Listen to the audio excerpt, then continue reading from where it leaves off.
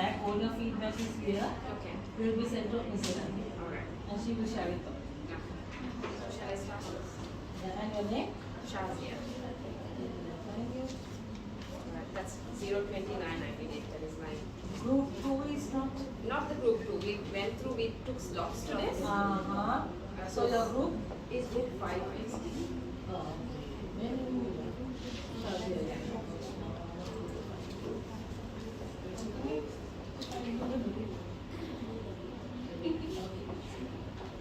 Good afternoon, Ms. Nirosha and my fellow learners of language and mind.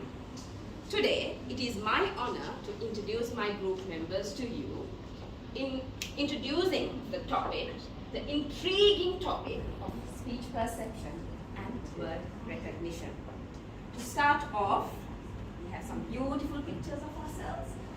Yusra Zani, Roshini Ilakperuma, Sabiha Sirajuddin, Sharmali Samarsurya, and Michelle Samarveera, and me, myself, Shazia Ihtisam.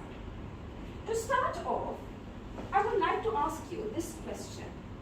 Have you ever stopped to consider how we comprehend spoken words? Or how this rich language gets decoded inside our brains? Now, this happens within the confines of our brain and even in milliseconds. This is not a lonesome process.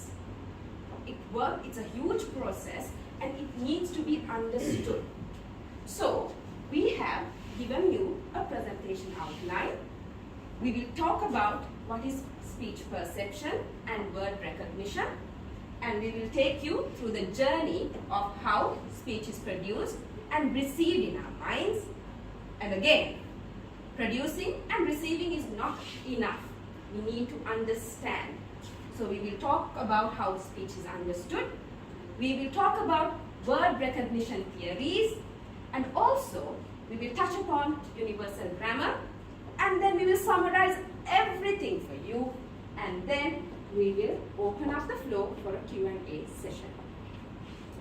So, like I said, we will start off with what is speech perception and word recognition is all about. According to the books, this is what speech perception is all about. It says it's a combination of auditory, cognitive processes to convert ambient sounds into meaningful linguistic constructs. However, to simply put, speech perception is all about how sounds of language is heard, translated, and understood within our brains. Now, speech perception works across the realms of phonology, phonetics, and syntax. When our brain hears a sound, it quickly has to decipher the acoustic cues that are embedded in this speech sound, like intonation, the variation, the pitch, the intensity of these sounds to make meaningful units like individual words, right? Now, this doesn't happen all by itself.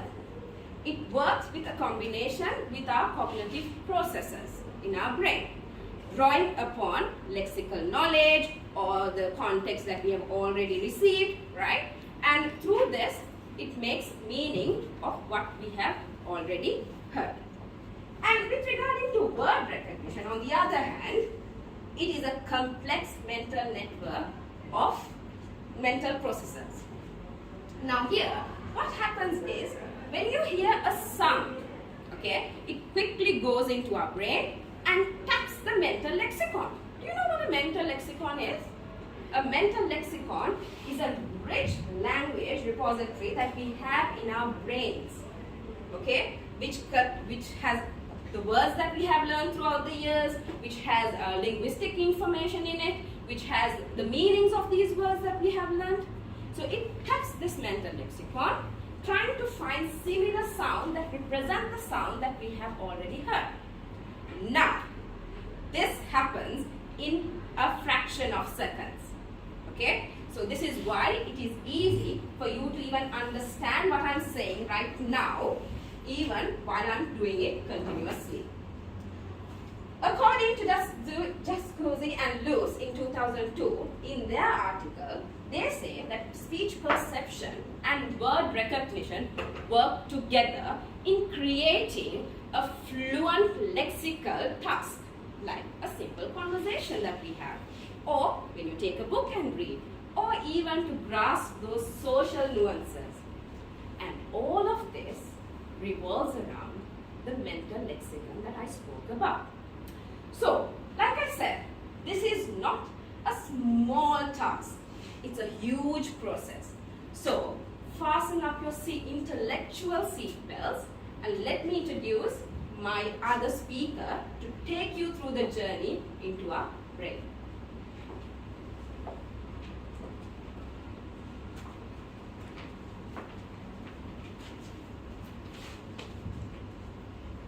So I will be talking about how language is received and processed in the brain. So if you look at our brain, the brain is divided into two hemispheres, the left and the right hemisphere. So the left side of the brain, the left hemisphere is responsible for language. So the left hemisphere is, there are two important areas in the left hemisphere. That is called the Broca's area and the Wernicke's area. So Broca's area controls speech production and language expression. And so Broca's area is founded in the left temporal side of the brain, and the function of Broca's area is it controls speech production and language expression. And the other area is the Wernicke's area. So it's responsible for language comprehension, and it is founded in the left temporal lobe. Yeah, and so all of that putting together, we understand that the idea that certain functions have certain locations and areas within the brain, which is called as localization. So what scientists did was that to find all these the areas of the brain and how the brain works, they went into modern techniques such as EEGs and neuroimaging techniques to reveal the understanding of language processing. Okay. So now I will be talking about how the steps in order how language is processed in the brain. So the first step is hearing and seeing. So if you take, for example, if you take ears and eyes play a crucial role for the first step. So whatever we see, the words we see, like for example from a text message or reading an article, the information goes to the visual cortex, and whatever we hear, all the information goes to the auditory cortex. So that is the area that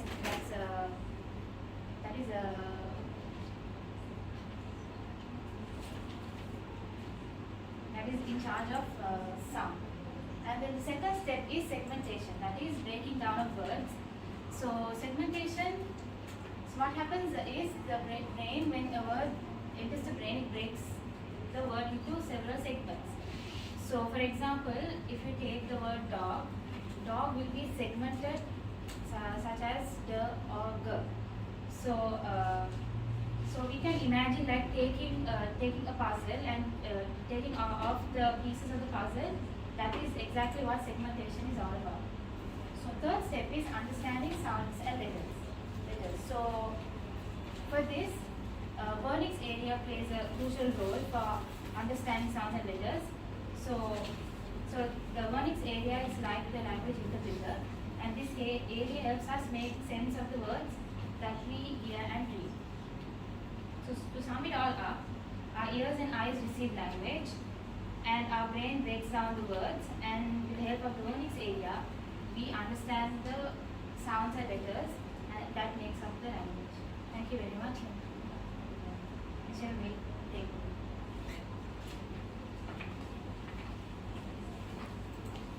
So far, you have understood the localization of how and what is responsible for the development of language. So, as you can see, I'm going to talk to you about how this language language that is received, how it's going to be produced in our brain. So, according to Levelet 1989, there are three major stages that how language is being produced. So, first and foremost, before we produce a word, there's a lot of things that happens in our brain. Like if I talk to you on a particular subject, so what you do is, before we talk a word out, we generate a thought. This is what happens first.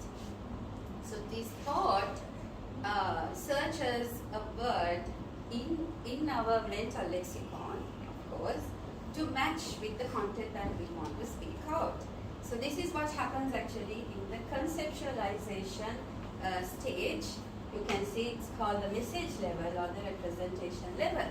So this, what we match with the word, then we formulate it with its sounds and the meaning and the features of it. So there are a lot of characteristics that go into formulating what we want to say, though we say it so soon.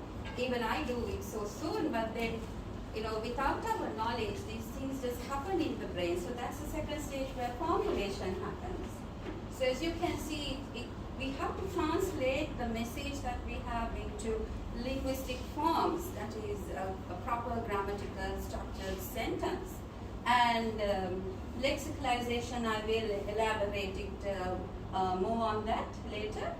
So this is the second stage, and last we go to articulation, that is we put everything together and we produce our speech. So now I will explain it more like this. So you can see the brain over here. So as you know, it is being separated into lobes. So we know that especially for language development, the left hemisphere, the Broca's area and the Wernicke's area, it is responsible for speech development. So first what happens is, you can see over here, we form thoughts. So whenever someone talks to you, the first thing that happens is, we form a thought, an abstract thought in our mind.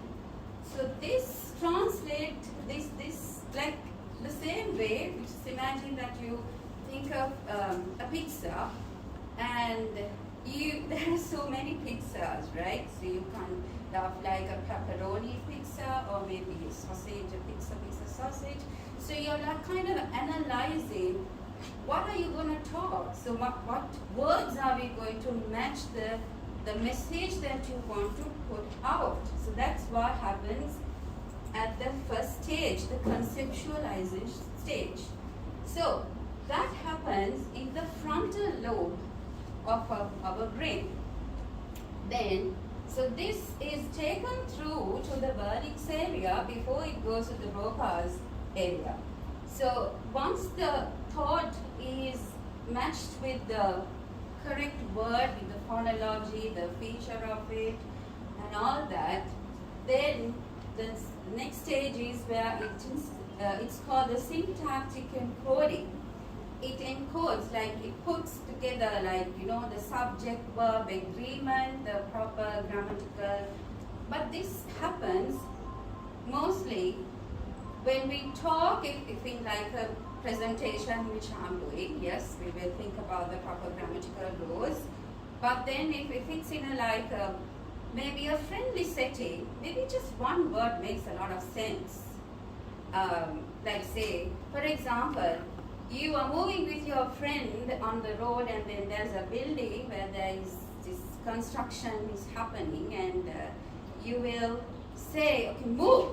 So that makes sense. That's how quickly we kind of, produce our words. So that makes sense. And then, so that is syntactic encoding. We put them into a proper grammatical structure. Then phonological encoding. So when you want to talk out, produce words out, you need to have sounds. Without sounds, your words will have no meaning. So we match with the sounds that we have in our mind, we match them, when we match the words with it, when we want to talk. But when we want to write it, it's called the textual encoding, which we match with the features, the phonographical features of a word to match with the words that we write with a T, with a cross, and an I with a dot. So all those are the coming features of characteristics of letters which we identify. Right, so we can understand now the Bernese area, it absorbs everything and is taken through the arcuate fasciculus to the Broca's area, where the execution happens here. So the last stage is where the execution and the execution. I'll tell you what execution means. So then the thought comes to speech. So we get ready to produce the speech. So how do we produce the speech? Then when we are ready with our word, with the intended message that we had earlier, right? So we thought about the pizza, if it's going to be pepperoni or if it's going to be cheesy onions. So then the second stage is you decide, you think about the ingredients that's in it. And then the third stage is you're going to eat it, right? You're going to, or else you're going to buy it or you're going to eat it. So that's the execution, where you put everything in a proper order and you execute it.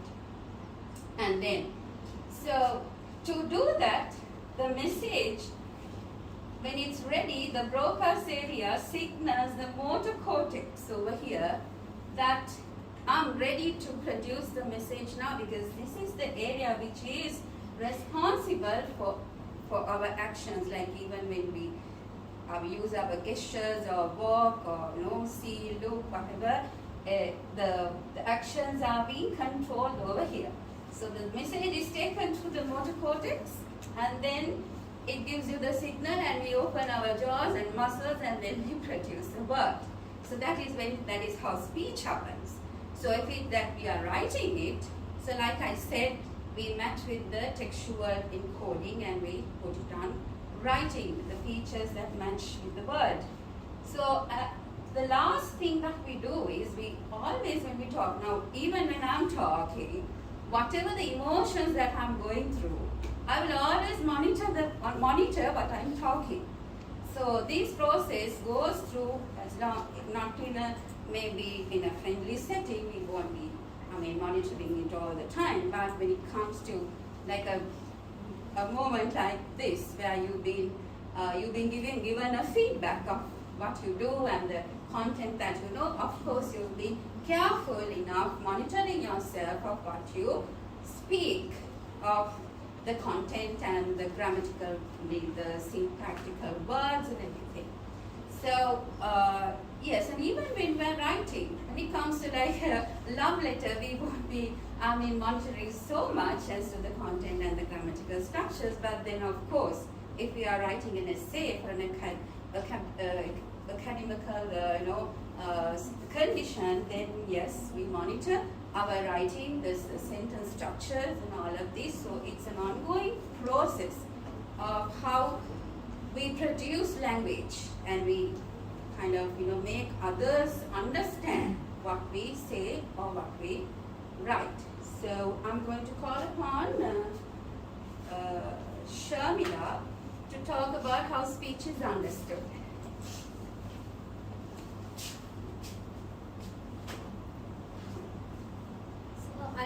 Thank you, Michelle. So I'm going to talk about how speech is understood.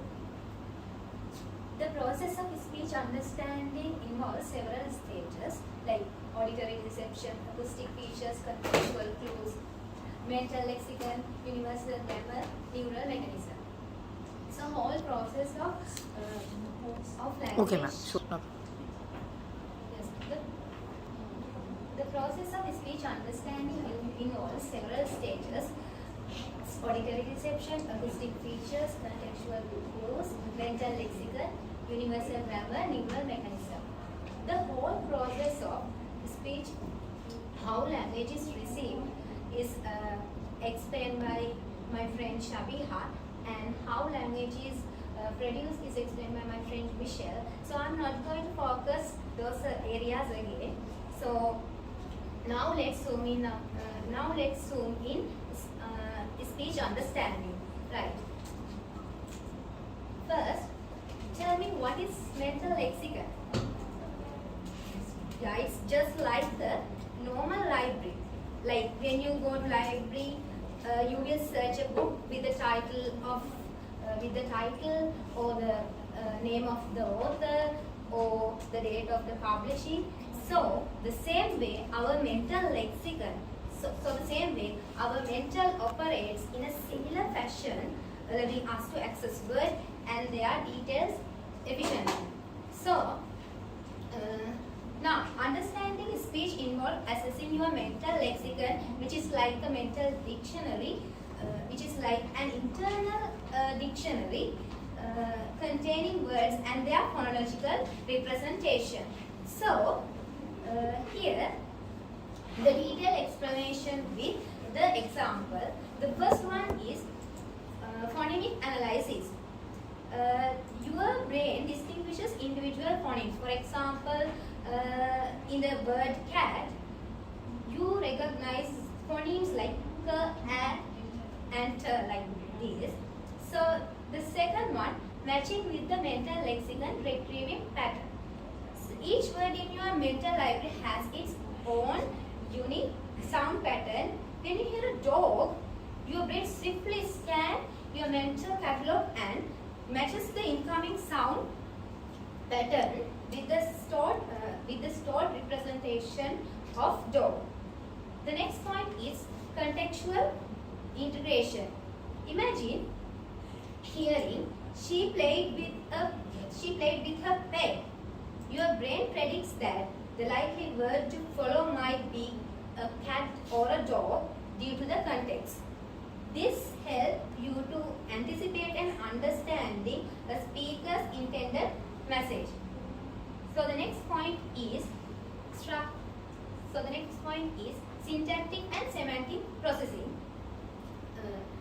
Think about the sentence like the cat chased the dog. Can anyone point out what is the subject, verb, and object of that sentence? The cat chased the dog. Subject, verb, object.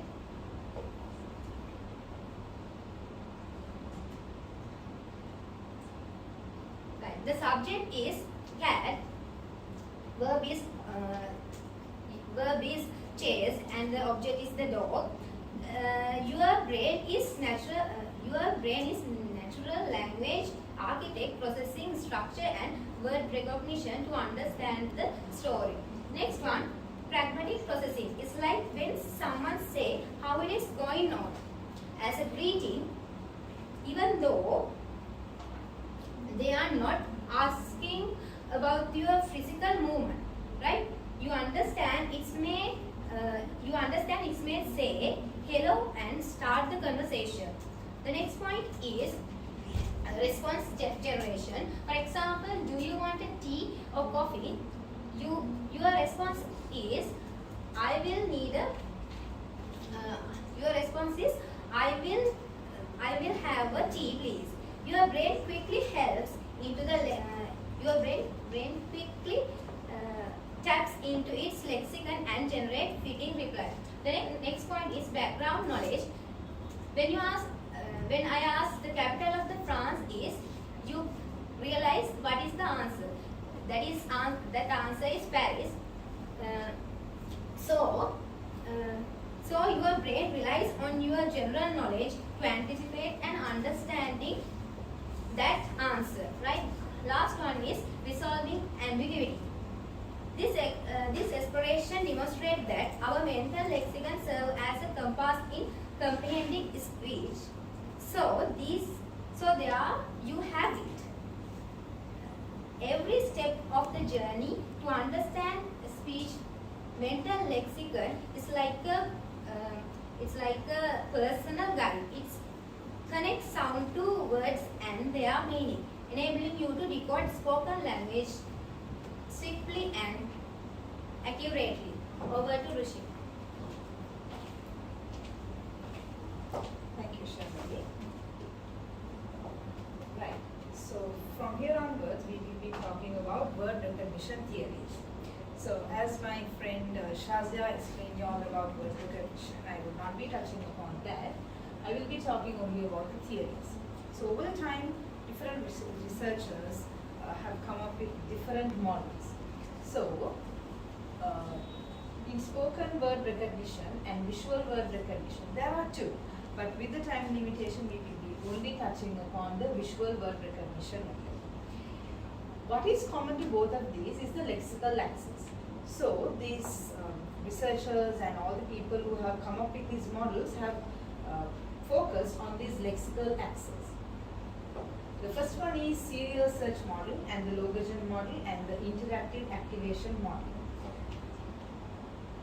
Next we will be talking about word recognition theories, which was being the serial search model, which was being presented by Foster in 1976.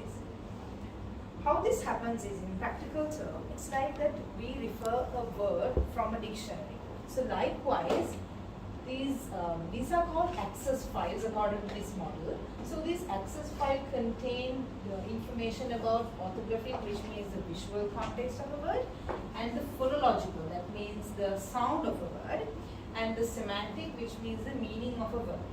So what happens is, when we are recognizing a word, these particular fields are getting into subfields which are called like bins according to this model, and these bins contains words according to their frequency. So the high frequency level words, which like cat or maybe like table, the words that we use on daily basis, comes to the top, and the less frequency letter words goes to the bottom of this bin. So likewise this model works, and the words are being recognized accordingly. Moving on to the next model, that is the Logogen model. This happens is these lexical items are being considered as logogens. These logogens have several features in those. So what happens is, these particular features and the features that the word has connected together, and the more the features get connected, it reaches the more the features get connected, that is this step, and it reaches the threshold level. Once the threshold level is reached, the word is being recognized. That's how this particular model have talked about Logogen model. The next one, that is the interactive activation model. In this, it has 3 levels. So the feature level, that means this particular area. So if I give you an example, if you consider this particular feature, then it connects with these particular letters, that is the letter level. So one of these letters, probably not G and not S. So this straight line connects with A and T and N. And from there onwards, it connects to the word level. That means it would select a word from here. So this works like a network which is connected to each other, and then through that the word is being recognized. So it's like this, like all the people, the researchers have come up with certain different models, but at the end of the day, it's all about word recognition, how we recognize a word. So that's about my word recognition theories, and over to you, Yusra, to talk about universal grammar. Thank you, Rishini, for briefing us through word recognition theories. So let's look into universal grammar. What is universal grammar? Do you know that there is a diverse set of languages around the globe? There are like 7,000 and plus languages around the globe. All languages are said to have similar features, laws, and rules, right? Together with something called innateness, which is the natural ability that everyone has and since birth, together connects this thing called the universal grammar. So, behavioral psychologists back then, like 100 years ago, they used to think and they like believed that language was learned gradually over time, after understanding new things, bringing up new grammatical structure, bringing up new laws and all that. They thought that language was gradually developed into people, and that's how they learned language. But this very well known linguist and psychologist, Noam Chomsky, came up with something called the universal grammar, and he first conceptualized it in the 1960s to the linguistic community. So Chomsky insists that the ability to learn grammar is built in the human brain. He completely believes that there is an ability inside our brain that helps us to learn grammar, which definitely has a lot of arguments going on. Like people read, some linguistics and researchers, psychologists don't agree with this particular thing that he's talking about, but somehow he believes that there is something in your brain that helps you understand or remember language, which he believes is called the innate ability to learn languages. And universal grammar theory suggests that every language has some of the same laws. That is why he believes that this universal language, that universal grammar, is something very universal. It is connected around the globe with similar laws, with similar features, understandings and all of that. Moving on to it, for Chomsky to stand on his point and say that there is definitely something called universal grammar and universal grammar is definitely in it, he had to come up with a few theories to back up his point, or how is he going to prove to the world what he is saying was right. So a few of those points are mentioned here. Just a few, there are more, but only 3 are mentioned here. The first one is the universality of language. So universality of language, or you can also call it the language universals, talks about how all humans share the same basic ability to recognize language and develop language skills. So like we discussed before, all languages share similar rules, similar laws and structures. For example, does all language have verbs? Yes. Do they have nouns? Yes. Do they have similar sentence structures? Yes, we do. We have consonants, we have vowels, there are similar structures to identify the tenses in a sentence, past, present or future. So this is how he connects and says that that language is universal regardless of any language. There are like 7,000 plus languages, but they are all universal. They're somewhat similar to each other. The next point he brings out is convergence. So convergence talks about how languages share the same laws of grammar even though they are learned in different levels. We all have students, we are teachers here. Do you teach your student the same way I teach my student? We all have different styles of teaching, and the students have different styles of learning. So our the learning pattern, or the style in which we teach the child is definitely different from each other. But at the end of the day, when our students, or when even adults or kids, they come out into the community, don't we all speak and understand each other?